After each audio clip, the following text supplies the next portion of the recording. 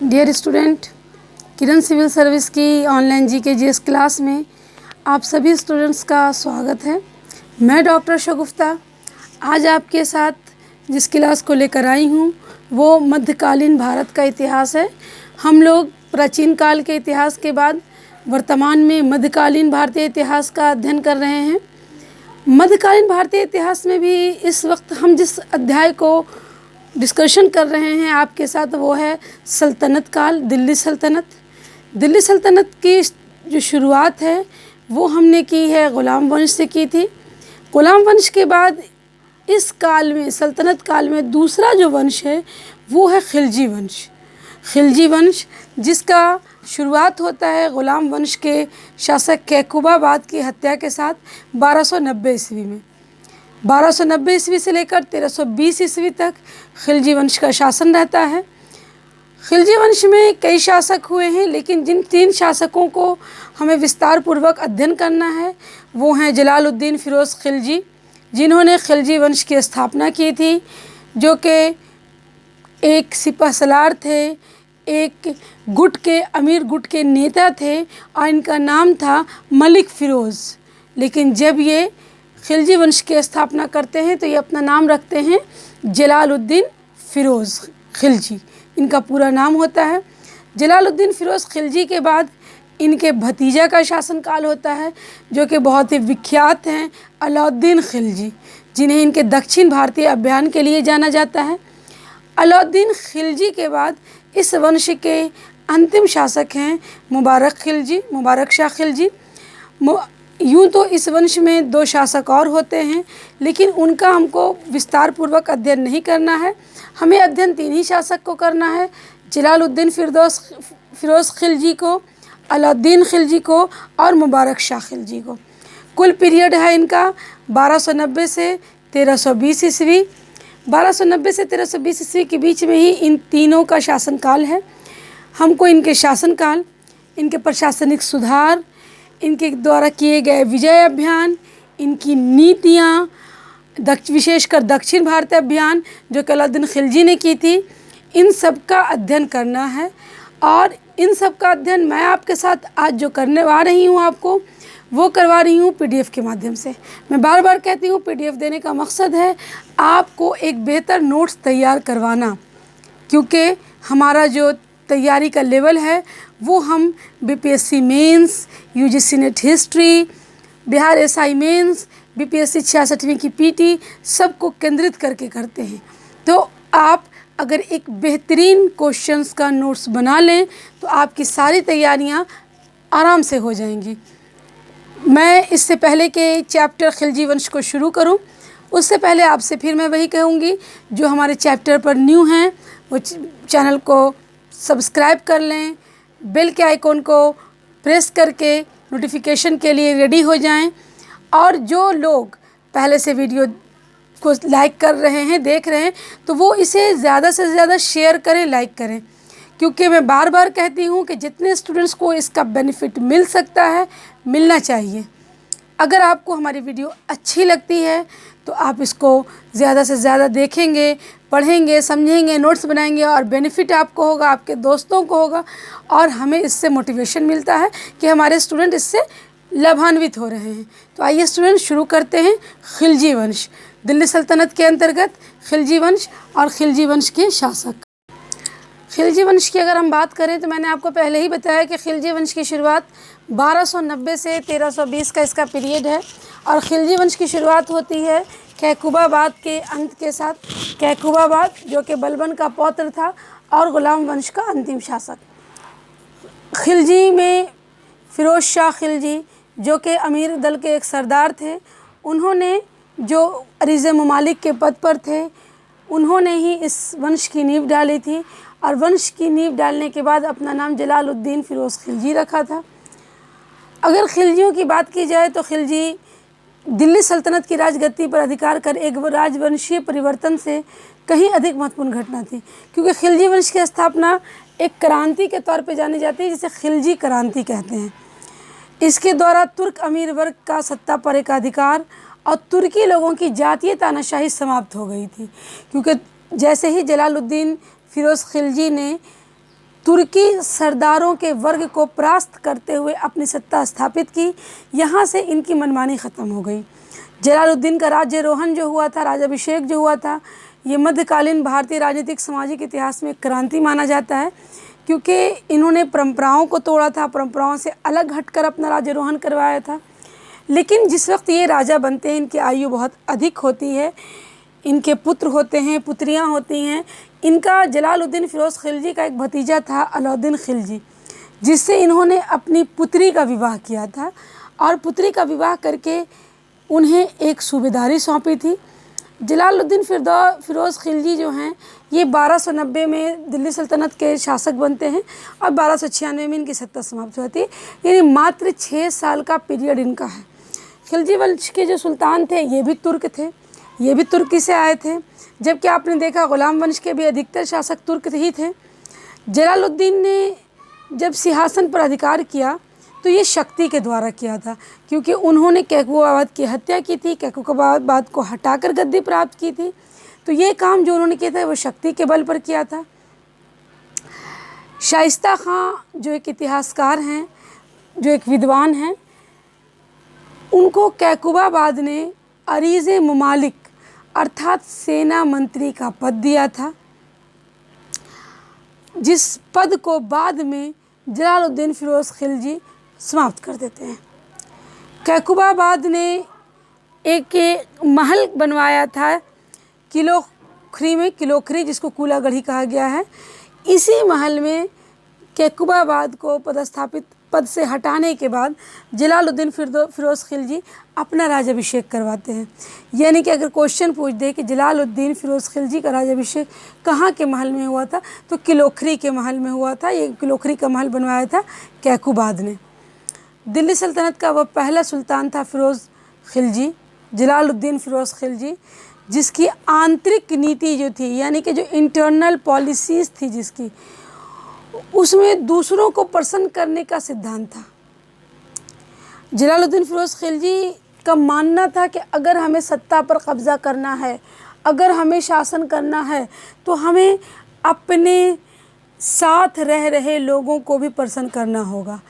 और इसी दृष्टिकोण को अपनाते हुए उसने हिंदू जनता के प्रति, जो भारत की मूल निवासी थे, हिंदू जनता थे, उदार दृष्टिकोण अपनाया। उनके साथ कोई ऐसा व्यवहार नहीं किया कि जिससे उन्हें किसी तरह का अटपटा लगे। जलालुद्दीन ने तुर्कों, गैर तुर्कों और भारतीय मुसलमानों को शासन में सम्मिलित किया। यानी कि पहले क्या था कि जो तुर्की बाहर से आकर शासन कर रहे हैं, तो राजा भी वही, वज़ीर भी वही, नायब भी वही, अमीर भी वही, सरदार भी वही, सेना के अधिकारी भी वही। लेकिन जब जलालुद्दीन फ़िरोज़ खिलजी गद्दी पर बैठता है, तो ये जो तुर्की थे उन्हें भी, जो दूसरे देशों से आए थे, अफ़गानी थे, गैर तुर्की थे, उन्हें भी, और जो भारतीय हिंदू कन्वर्टेड मुस्लिम बने थे, जिनको भारतीय मुसलमान कहा गया, उन्हें भी सत्ता में अधिकार दिया। इससे क्या हुआ कि सही माने में उसका साम्राज्य एक सुदृढ़ और मजबूत साम्राज्य बना। मुसलमानों का दक्षिण भारत पर प्रथम आक्रमण जो था, ये अलाउद्दीन खिलजी के नेतृत्व में ज़रूर हुआ था, लेकिन इस आक्रमण को करवाने वाले कौन थे? जलालुद्दीन। जलालुद्दीन के कहने पर ही अलाउद्दीन खिलजी देवगिरी जाते हैं। देवगिरी, जहाँ से उनको कोहिनूर हीरा प्राप्त हुआ था। देवगिरी में दक्षिण भारत का पहला अभियान रामचंद्र देव के ख़िलाफ़ होता है, जलालुद्दीन खिलजी के ही शासनकाल में। इसी समय में एक ईरानी फ़कीर था सिद्दी मौला। सिद्दी मौला के बारे में एक बड़ी कहावत प्रचलित है कि सिद्दी मौला कुछ ऐसी भविष्यवाणी करता है जिससे राजा नाखुश होता है और उसे अपने हाथी के पैरों तले कुचलवा देता है। विद्रोहियों के प्रति जो जलालुद्दीन थी, इसकी नीति दुर्बल थी। जलालुद्दीन जब राजा बनता है, इसकी आयु काफ़ी अधिक होती है, वृद्ध होता है। और जलालुद्दीन के बारे में कहा जाता है कि वो ख़ुद कहता था कि मैं एक वृद्ध मुसलमान हूँ, यानी कि मैं एक बूढ़ा मुसलमान हूँ और मुसलमानों का रक्त बहाने की मेरी आदत नहीं है। ये कौन कहता था?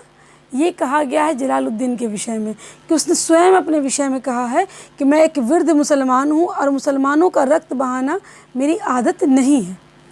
मलिक छज्जू जो एक सरदार था, वो जलालुद्दीन के समय में विद्रोह करता है, लेकिन जलालुद्दीन बाद में उसको क्षमा कर देता है। जलालुद्दीन के समय में, शासनकाल में 2000 मंगोल इस्लाम धर्म को स्वीकार कर लेते हैं, और जो दिल्ली के निकट एक जगह है मुग़लपुर, वहाँ वो नवीन मुसलमान, जो नए मुसलमान बने थे, वो बस जाते हैं। यानी कि जलालुद्दीन के शासनकाल में 2000 मंगोल इस्लाम धर्म स्वीकार करके मुग़लपुर में बस जाते हैं, और इनको नवीन मुसलमान कहा जाता है। जलालुद्दीन फ़िरोज़ खिलजी का भतीजा अलाउद्दीन खिलजी, जो देवगिरी के अभियान में भेजा गया था, वो थोड़ा सन की प्रवृत्ति का था, या कहा जाए बहुत ज़्यादा महत्वाकांक्षी था। 19 जुलाई 1296 को जलालुद्दीन अपने भतीजे से मिलने जाता। भतीजा भी था, दामाद भी था, क्योंकि जलालुद्दीन ने अपनी पुत्री का विवाह इससे किया था। मिलने जाता है और बधाई देने जाता है कि उसने देवगिरी के शासक रामचंद्र देव को पराजित किया, उनसे कोहिनूर हीरा प्राप्त किया, इसकी खुशी में जाता है कड़ा। लेकिन जो अलाउद्दीन खिलजी है वो पहले से मन बनाकर बैठा हुआ था। जैसे जलालुद्दीन फ़िरोज़ खिलजी पहुंचता है, वो छल पूर्वक उसका वध कर देता है। उसके साथ साथ उसके पुत्रों का भी वो वध कर देता है, और इस तरह फ़िरोज़ खिलजी का अपना संतान कोई जीवित नहीं बचता है। और अलाउद्दीन खिलजी, जो कि दामाद भी था, भतीजा भी था, वो दिल्ली सल्तनत पर अधिकार कर लेता है। तो दिल्ली सल्तनत का दूसरा शासक बन जाता है अलाउद्दीन खिलजी। दिल्ली सल्तनत का शासनकाल अलाउद्दीन खिलजी के शासनकाल में 1296 से 1316 तक रहता है, यानी कि लगभग 20 वर्ष का पीरियड है। 1296 तो 1316, 20 साल तक अलाउद्दीन खिलजी शासन करता है। अलाउद्दीन खिलजी साम्राज्य विस्तार नीति का पालन करता है, बहुत ही महत्वाकांक्षी है।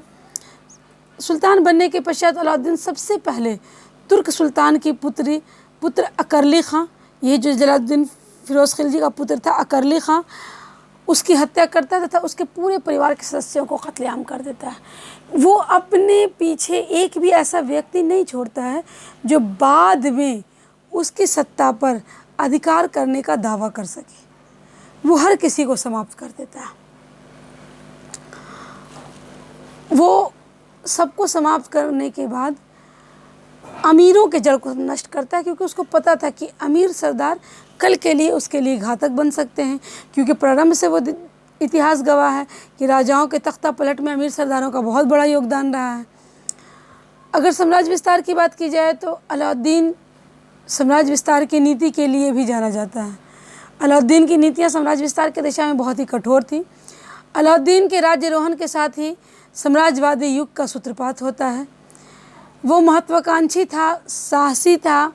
जब वो कड़ा का सूबेदार बनता है, जब वो कड़ा में सूबेदार के तौर पे रहता है, कब?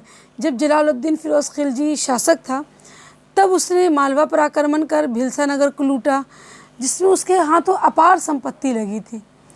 अलाउद्दीन जो स्वयं को कड़ा मनिकपुर में ही सुल्तान घोषित कर दिया था जलालुद्दीन फ़िरोज़ खिलजी को मारकर, वो बाद में अपना राज्याभिषेक जो करवाता है वो उस महल में करवाता है जो ग़ुलाम वंश के शासक बलबन ने बनवाया था। बलबन ने दिल्ली में एक महल बनवाया था, लाल महल। इसी महल में अलाउद्दीन खिलजी का राज्याभिषेक होता है। अलाउद्दीन के समकालीन अगर बात की जाए तो सबसे बड़े विद्वान के तौर पे जाने जाते हैं अमीर खुसरू। अमीर खुसरू के साथ साथ एक और विद्वान हैं जो अलाउद्दीन खिलजी के शासनकाल में थे, इसामी। इसामी ने ही अलाउद्दीन के बारे में कहा था कि अलाउद्दीन एक भाग्यवादी व्यक्ति है, यानी कि उसे जो कुछ भी मिला है भाग्य के भरोसे मिला है, उसे भाग्यवादी व्यक्ति कहकर संबोधित किया था। अलाउद्दीन खिलजी लगातार युद्ध करता है, लगातार युद्ध करके अपने प्रभावशाली सीमा का विस्तार कर रहा था। उसने भारत में पंजाब, सिंध, उत्तर प्रदेश कई प्रांतों को विजय करने के बाद वहाँ सीधे केंद्रीय शासन स्थापित किया, यानी दिल्ली से वहाँ का शासन को डायरेक्ट कर दिया। अगर मध्य भारत की बात की जाए तो चंदेरी, एलिचपुर, उज्जैन, मांडू जैसे महत्वपूर्ण स्थानों को उसने जीता, तथा इन्हें जीतने के बाद उसने वहाँ प्रांतपतियों को एक नियुक्त किया जो सीधे केंद्र से जैसे आज हमारे यहाँ प्रधानमंत्री होते हैं, राज्यों में मुख्यमंत्री होते हैं, लेकिन शासन सीधे केंद्र से होती है। सेम द केस था कि वहाँ प्रांतपति नियुक्त किया, लेकिन नियंत्रण सीधे केंद्र से रखता था। तो उसने राजपूताना, अगर पश्चिम की तरफ देखिए तो राजपूताना है, यादव है, होयसल है, काकतीय है, इन करदराज है, गुजरात है, इन सब पर भी विजय प्राप्त की। उसके बाद अगर अलाउद्दीन के विजय को और आगे देखा जाए तो पांड्य राज्य, अलाउद्दीन ने उसे भी अपने आधिपत्य में लिया।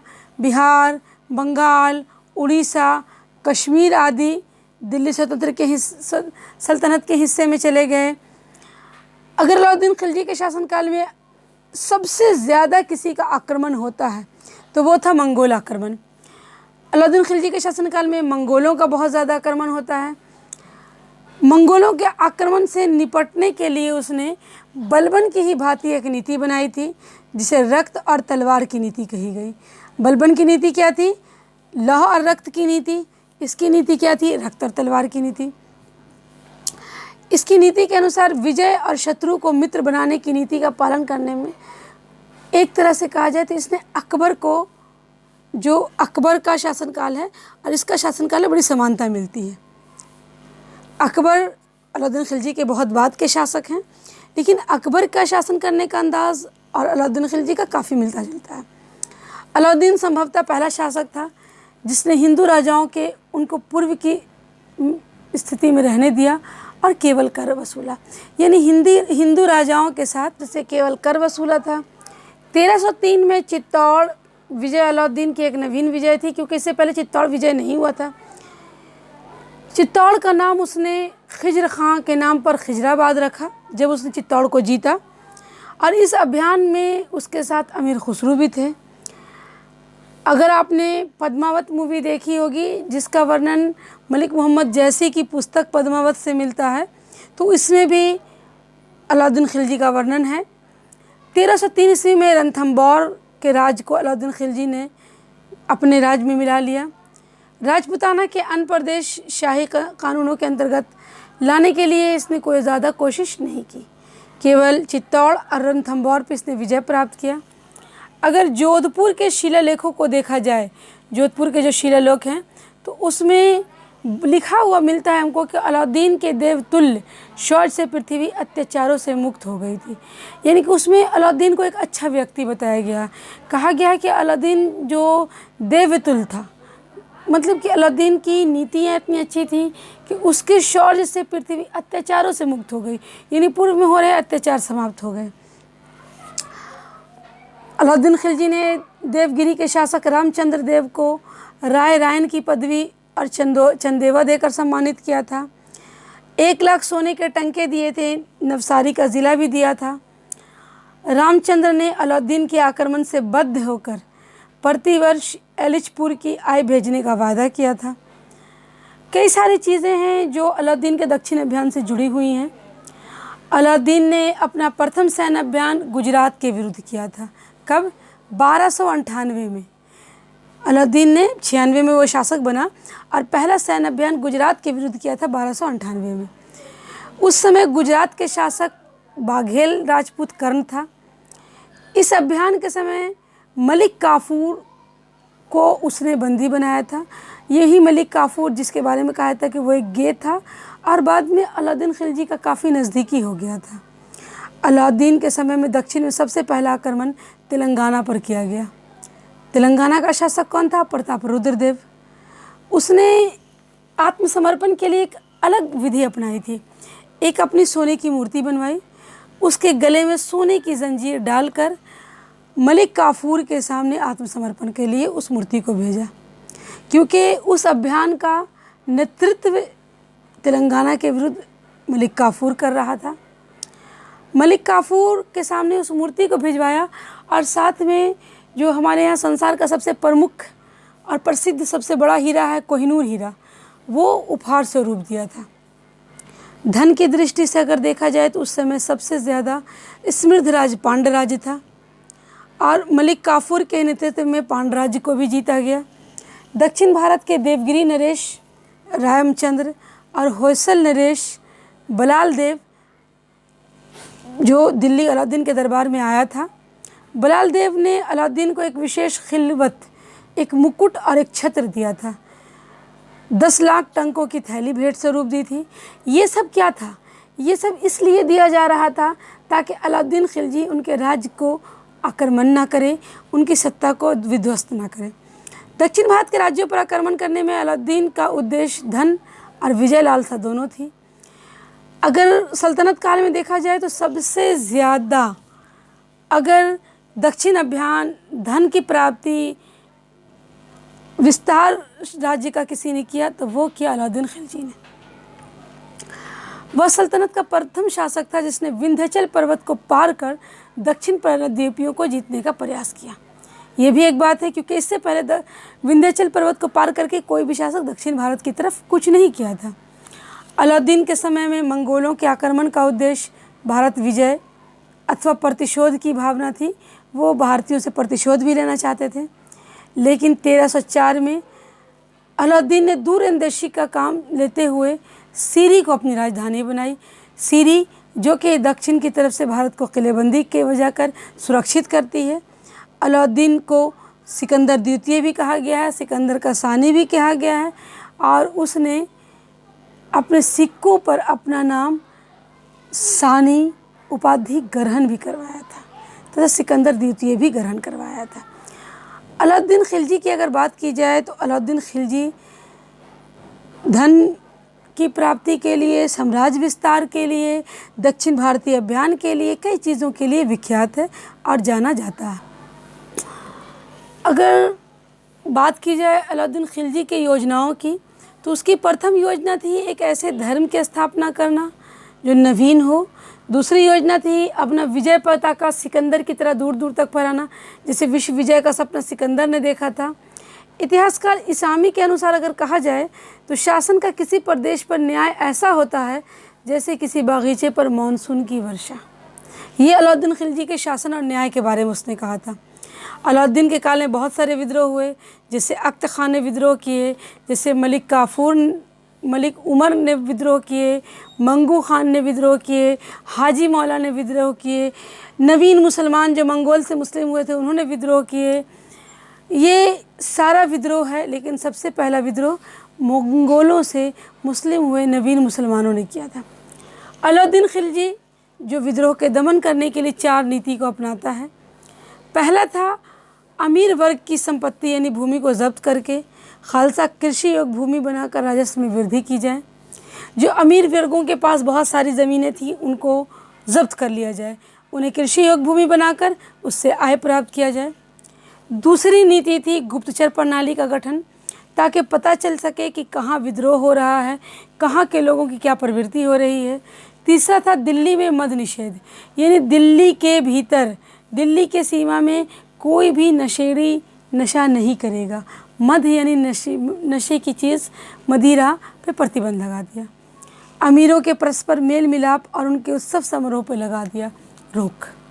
अब जो ये अमीर सरदार थे ये उत्सव समारोह नहीं कर सकते थे, ये परस्पर मेल मिलाप नहीं कर सकते थे एक दूसरे से। ये अलाउद्दीन खिलजी के 4 अध्यादेश थे।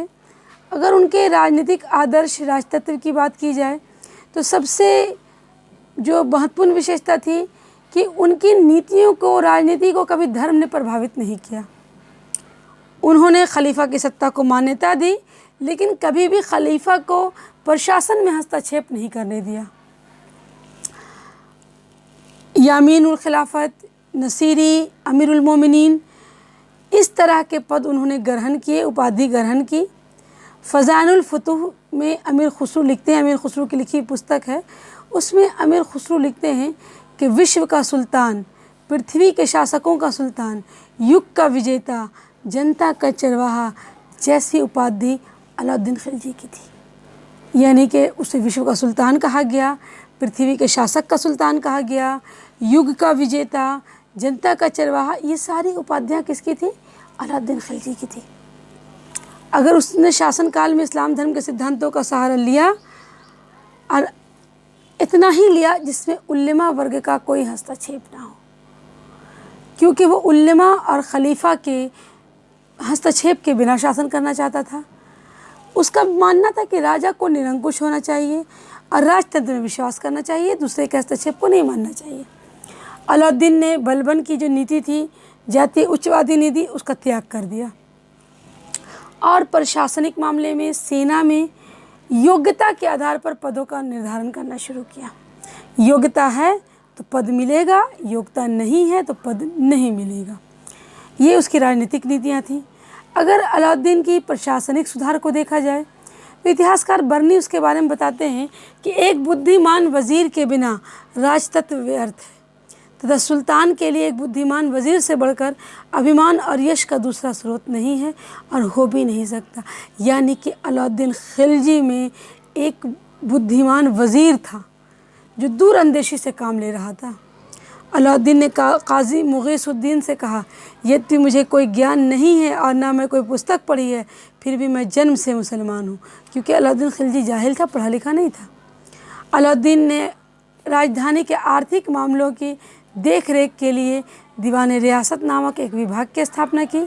दीवान रियासत व्यापारी वर्ग पर नियंत्रण रखता था, व्यापार से कर वसूलता था तथा व्यापारियों को सुविधा देता था एक जगह से दूसरी जगह जाने की। एक और पद होता था मुहत्तसिब। ये जनसाधारण के आचार का रक्षक तथा देखभाल करने वाला था, आम पब्लिक के लिए। वह बाज़ारों पर भी नियंत्रण रखता था और नाप तौल की निरीक्षण करता था। अलाउद्दीन ने गुप्तचर पद्धति पूर्णतः संगठित की। इस विभाग का मुख्य अधिकारी वरीद मुमालिक कहलाता था। यानी गुप्तचर विभाग का जो प्रमुख अधिकारी था उसे वरीद मुमालिक कहते थे और जनसाधारण के रक्षक और आचार का जो अधिकारी था उसे मुहत्तसिब कहते थे। इस विभाग का मुख्य अधिकारी कौन था?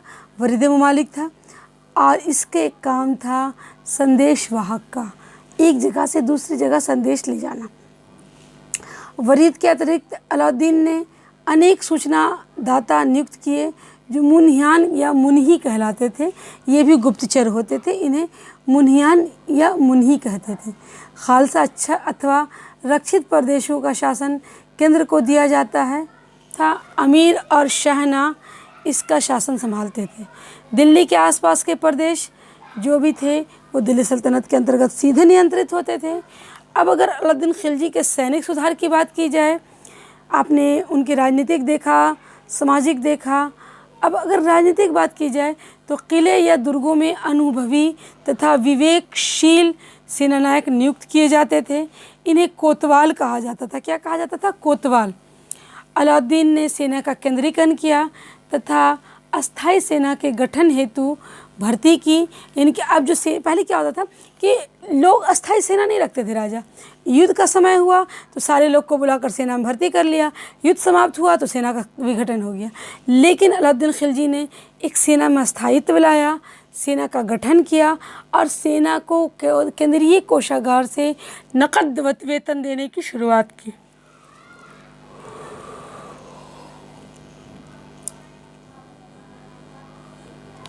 सेना की इकाइयों का विभाजन जो था ये 1000, 100 और 10 पर आधारित था। इन्हें अलग अलग अधिकारी के नेतृत्व में दिया गया। खान, मलिक, अमीर, सिपा सलार, ये सारे पद थे जो सेना के अधिकारियों को दिए जाते थे कि 100 सेना का अधिकारी खान होगा, 10,000 का ये होगा, लाख का ये होगा। 10,000 के सैनिक टुकड़ियों को तुमन कहा गया। जो सबसे बड़ी सेना टुकड़ी होती थी वो 10,000 की होती थी और इसे तुमन कहा जाता था। सेनाओं की नियुक्ति के लिए जो आधार था वो प्रतियोगिता रखी गई थी। सरकारी भाषा का जो ज्ञाता होता था उसे मुरत्तब कहा जाता था। अलाउद्दीन ने इन सब के साथ ही आर्थिक सुधार पर भी ध्यान दिया। इकोनॉमिकली भी उसने देश को सुधारने की कोशिश किया। एक विशाल सेना जो अलाउद्दीन ने रख रखी थी उसे आर्थिक सुधार देने के लिए ज़ियाउद्दीन बर्नी ने अपनी पुस्तक तारीख़ फ़िरोज़ शाही में लिखा है कि अलाउद्दीन खिलजी ने कई सुधार किए। अलाउद्दीन खिलजी का सबसे जो मशहूर काम है आर्थिक सुधार में वो है बाज़ार नियंत्रण। क्योंकि तारीख़ फ़िरोज़ शाही में लिखते हैं बर्नी कि अलाउद्दीन खिलजी ने बाज़ार नियंत्रण करके चीज़ों की कीमतों को नियंत्रित किया, काला बाज़ारी को रोका। ख़ज़ाइनुल फ़ुतूह जो इसामी ने लिखा है, फ़ुतूह सलातीन जो इब्न बतूता ने इसामी ने लिखा है, अमीर खुसरो ने लिखा फ़ज़ाइनुल फ़ुतूह, रहला लिखा है इब्न बतूता ने। इन सारी पुस्तकों से अलाउद्दीन के विषय में जानकारी मिलती है। और उनके बाज़ार नियंत्रण की जानकारी विशेषता भी देती है हमको। बर्नी लिखते हैं कि अलाउद्दीन ने बाज़ार नियंत्रण का उद्देश्य राजकोष पर अतिरिक्त बोझ डालने बिना सैनिक आवश्यकताओं को पूर्ति करना था। बर्नी के विचार के लाल और इरफान ने भी समर्थन किया है, बताया कि हाँ, बर्नी ने सही कहा लिखा है। अमीर खुसरो के अनुसार अलाउद्दीन के बाज़ार नियंत्रण का उद्देश्य आम प्रजा को राहत पहुंचाना था। इसका समर्थन के निज़ामी और वीपी सक्सेना ने किया है। कुल मिलाकर अगर बात की जाए तो बाज़ार नियंत्रण एक बहुत बड़ा कार्य था जो अलाउद्दीन खिलजी ने किया, क्योंकि इससे पहले के शासक ने ऐसी कोई नीतियाँ नहीं लाई थी। अलाउद्दीन खिलजी ने मुल्तानी व्यापारियों को सरकारी ऋण उपलब्ध करवाया ताकि वे व्यापारी उपलब्ध मूल्य पर कपड़े खरीदें और बाज़ार लाकर बेच सकें, यानी just like loan system develop किया। ज़ब्ता यानी कि भूमि की पैमाइश के आधार पर लगान का निर्धारण किया गया। ये एक कठिन नियम था। अलाउद्दीन ने बिस्वा को पैमाइश के मानक इकाई निर्धारित किया, यानी कि नापने की एक इकाई थी बिस्वा। प्रति बिस्वा उपज के आधे भाग को राज के हिस्से में लगान के रूप में दिया जाता था। अलाउद्दीन के समय में कीमतों के सस्तेपन से अधिक महत्वपूर्ण था बाज़ार में निश्चित कीमतों की स्थिरता। अलाउद्दीन ने क्या किया था कि बाज़ार में सारी वस्तुओं की कीमत निर्धारित कर दी थी, ना आप उससे ज़्यादा करके बेच सकते हैं ना उससे कम करके बेच सकते हैं। यही बाज़ार नियंत्रण थी जो काला बाज़ारी से रोक रही थी। अलाउद्दीन ने राशनिंग व्यवस्था भी लागू की। मौसम के आकस्मिक परिवर्तन का सामना करने के लिए अलाउद्दीन ने शासकीय अन्न भंडार बनाए, यानी कि अचानक से अगर सूखा पड़ जाता है, बाढ़ आ जाता है, तो इसमें अनाज को बचा कर रखा जा सके उस समय पूर्ति करने के लिए। इन गोदामों का अनाज केवल आपातकाल की स्थिति में ही निकाला जाता था, ऐसे आम स्थिति में नहीं निकाला जाता था। अलाउद्दीन ने मलिक कबूल को शहदा या बाज़ार का अधिकारी नियुक्त किया था, अधीक्षक भी कहते हैं। सराय अदल एक स्थान था जो न्याय का स्थान था। निर्मित वस्तुओं को तथा बाहर के प्रदेशों के अधीनस्थ राज्यों के विदेश से आने वाले माल को बेचा जाता था और बेचने की जगह यही सराय अदल कहलाती थी। और इससे जो लाभ प्राप्त होता था, इसे सरकारी धन कहा जाता था। 20 गज का अच्छी ऋणी का लट्ठा एक टंका में बिकता था। यह एक वस्तु है जिसकी माप बर्नी देते हैं, इतिहासकार बर्नी जिसके बारे में कहते हैं। अलाउद्दीन का अंतिम अधिनियम जो था वो था परवाना नफीस, यानी परमिट देने वाला। आज भी हमें गाड़ी के लिए परमिट लेनी पड़ती है, इसे हम लाइसेंस कहते हैं। तुर्की सुल्तानों में अलाउद्दीन पहला शासक था जिसने वित्तीय तथा राजस्व सुधारों में गहरी रुचि ली। उसने सर्वप्रथम उन समस्त भूमि अनुदानों को वापस लिया जो अमीर वर्ग, शासकीय कर्मचारी, विद्वानों और धर्मशास्त्रियों के पास राज की ओर से भेंट के रूप में दी गई थी, अनुदान या पुरस्कार के रूप में। इसको उसने वापस लिया। इसको वापस लेने का प्रभाव ये हुआ कि इससे आम जनता को राहत मिली। गद्दी पर अपनी शक्ति को मजबूत होते ही अलाउद्दीन ने अमीरों का दमन कर दिया। सुल्तान ने आदेश दिया कि सारी भूसंपत्ति ग्राम और अन्य भूमिहीन लोगों को बांट दी जाए। इनाम और वक्फ उपहार के रूप में जब वापस लिया जाए, उसे खालसा भूमि में परिवर्तन किया गया। अलाउद्दीन ने समस्त अमीरों की भूसंपत्ति जब्त नहीं की थी। उन्होंने अमीरों के पास उतनी भूसंपत्ति छोड़ दी थी जितना में उनका काम हो जाए, पूरी संपत्ति उन्होंने नहीं। उसने ग्राम के मुखियों, जिनको मुकद्दमों कहा जाता था, ज़मींदारों, जिनको खूती कहा जाता था, और साधारण किस्मों बलहारों से संबंधित अध्यादेश जारी किए तथा खूतों और मुकद्दमों के विशेष अधिकार छीन लिए, यानी कि जो बड़े मुखिया थे या ज़मींदार थे उनके अधिकार छीन लिए।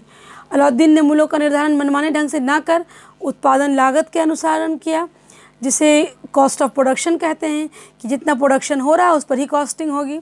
अगर अलाउद्दीन की कर प्रणाली देखा जाए तो अलाउद्दीन ने उपज का 50%, यानी कि जो भी आपकी पैदाइश हो रही है उसका 50% भूमि कर खराज के रूप में निश्चित किया, और इसी से सरकारी कामकाज चलता था। अलाउद्दीन भारत का पहला मुस्लिम शासक था जिसने भूमि की वास्तविक आय पर राजस्व निश्चित किया। मसाहत मापन की पद्धति के अंतर्गत समस्त भूमि पर 50% की एकीकृत दर से लागू कर वसूला। बलबन और इल्तुतमिश ने भू राजस्व की उपज की 1/3 दर से अधिक नहीं लिया था। राजस्व और नकद की अगर बात की जाए तो राजस्व नकद और अनाज दोनों रूप में लिया जाता था। राजस्व के अतिरिक्त अलाउद्दीन ने आवास कर यानी कि घर पे कर, चराई कर यानी कि जो दूध देने वाले पशु चारा चरते थे उस पर कर लगाया, करी या करही ये भी एक कर था, वो भी लिया। अब एक और कर वो उसने लगाया जिसे जजिया कहते हैं। ये गैर मुसलमानों पर लगाया जाने वाला कर था जो मुस्लिम नहीं थे। यह स्त्रियों, बच्चों, विक्षुब्धों और अपंगों पर नहीं लगता था। ये कर जो था वो बच्चों पे नहीं लगता था, महिलाओं पे नहीं लगता था, अपंग यानी कि विकलांगों पे नहीं लगता था, ये वो किसी भी जिस्म के हिस्से से विक्षुब्ध हो तो उन पर यह कर नहीं लगता था। दूसरा कर था खुम्स। ये राज को 5वां हिस्सा देना पड़ता था जो सैनिकों में बांट दिया जाता था अपनी आय का। अलाउद्दीन तथा मोहम्मद बिन तुगलक के ने नियम का उल्लंघन करते हुए खुम्स को 4/5 भाग राज के भाग में लिया, पहले जो था उसको बदल दिया। एक तीसरा कर था ज़कात जो मुसलमानों पर लगता था। जैसे जजिया गैर मुसलमानों पे लगता था लेकिन ज़कात मुसलमानों पे लगने वाला कर था। यह एक धार्मिक कर था। इस कर में क्या था कि आपको अपने संपत्ति का 40वां भाग अर्थात कि अपनी आय का 2.5% दान करना है, जो आज भी मुस्लिम फेस्टिवल रमज़ान के समय में हर मुस्लिम जो सक्षम है वो पे करते हैं। उनके पास जितनी भी अमाउंट होती है, जितनी भी संपत्ति होती है, उसका 2.5% यानी रुपए का 100 का 2.5 रुपया वो दान करते हैं। उसने सैनिकों को नकद वेतन दिया।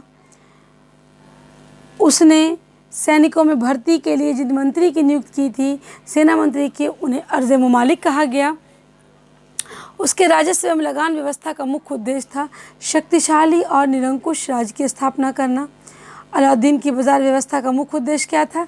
सैनिकों के वेतन में कमी ना होकर वस्तुओं के मूल्य को बढ़ाना या बढ़ने से रोकना। अलाउद्दीन के समय में विशाल प्रदेशों को खालिसा भूमि में परिवर्तित कर दिया गया, यानी बड़े बड़े क्षेत्र जो बंजर थे उनको उपजाऊ भूमि बनाया गया।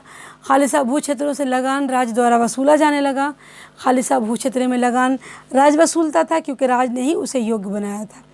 अलाउद्दीन ने राज्य व्यवस्था से भ्रष्ट और लूट को ख़त्म करने के लिए एक नए विभाग दीवाने मुस्तखराज की स्थापना की।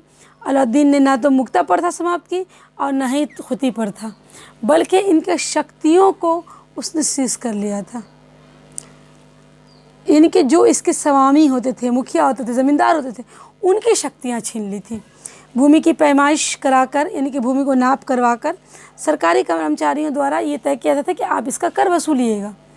भूमि की पैमाइश करने का काम कौन करते थे? सरकारी कर्मचारी। अमीर खुसरू तथा अमीर हसन दहलवी का संरक्षण उसे प्राप्त था। उसके द्वारा बनाया गया अलई दरवाज़ा तुर्की कला का एक श्रेष्ठ नमूना माना जाता है। ये जो अलई दरवाज़ा है उसका निर्माण अलाउद्दीन खिलजी ने ही करवाया था। इस वंश का अंतिम शासक है मुबारक शाह खिलजी, जो 1316 में दिल्ली की गद्दी पर बैठता है और 1320 यानी 4 साल ही गद्दी पर रहता है। बहुत कमज़ोर शासक कह सकते हैं, दुर्बल व्यक्ति कह सकते हैं। था तो अलाउद्दीन खिलजी का पुत्र, लेकिन इसके अंदर उसके गुण नहीं थे। इसने अपने पिता के कठोर आदेशों को रद्द कर दिया। जितने भी अलाउद्दीन खिलजी ने कठोर नियम बनाए थे सबको रद्द कर दिया। इसने स्वयं को खलीफा घोषित किया। ऐसा करने वाला सुल्तान का प्रथम शासक था वो। अल इमाम उल वासिक बिल्लाह खिलाफत उल्लाह आदि उपाधि धारण की। यानी इसकी उपाधि क्या थी? अल इमाम थी, उल इमाम थी, उल वासिक बिल्लाह थी, खिलाफतुल्लाह थी। ये सब इसने उपाधि ले रखी थी। खुसरव शाह के नाम से भी वो जाना जाता है। हिंदू धर्म से परिवर्तित मुसलमान था, कुछ लोग इसे कहते हैं। उसने पैगंबर के सेनापति की उपाधि धारण की थी। उसके शत्रुओं ने के विरुद्ध इस्लाम का शत्रु और इस्लाम ख़तरे में है के नारे दिए। उसने जो नारा दिया वो नारा क्या था? इस्लाम ख़तरे में है और इस्लाम के शत्रु। बरनी के अनुसार मुबारक खिलजी कभी कभी दरबार में नग्न अवस्था भी आ जाया करता था। इसे पागल भी कहा गया है क्योंकि ये कभी कभी दरबार में नंगा उठकर चला आता था, इसलिए इसे पागल बादशाह भी कहा गया है। तो ये आपने देखा आज किसके विषय में? खिलजी वंश के विषय में। हमने ग़ुलाम वंश कर लिया, खिलजी वंश कर लिया। हम अपने अगले क्लास में यानी कि कल की क्लास में करेंगे तुगलक वंश को, फिर सैयद वंश और लोधी वंश। इस तरह सल्तनत काल समाप्त हो जाएगा। डियर स्टूडेंट्स, आई होप आपको आसानी से आसान शब्दों में समझ में आ रहा होगा और नोट्स भी मिल रहा है।